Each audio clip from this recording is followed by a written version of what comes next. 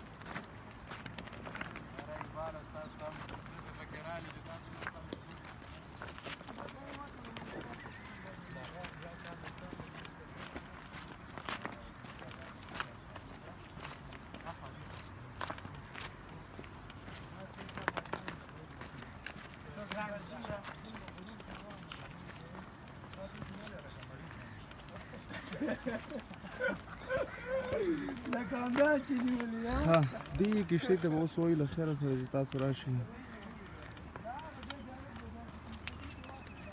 کم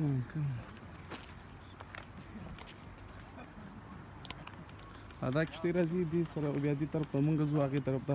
دا د براباد ساحه ده. دلته تقریبا 2 کاله مخکې هم یو ویډیو ما کریټ کړې وه، جوړه کړې مې. دلته چې راځئ دا سیاه خوا طرف ته جلال آباد ښار دا د براباد ساحه ده. دا چې ویني دا افغان مېله او دا وړکي دي هلکیان دي چې فلم شوټینګ ته به له خیره سره وځي.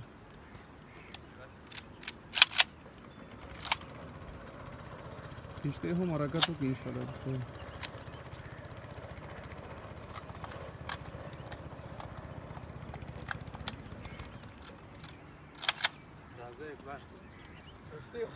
کښتۍ ګل شوله، کښتۍ ویوړه.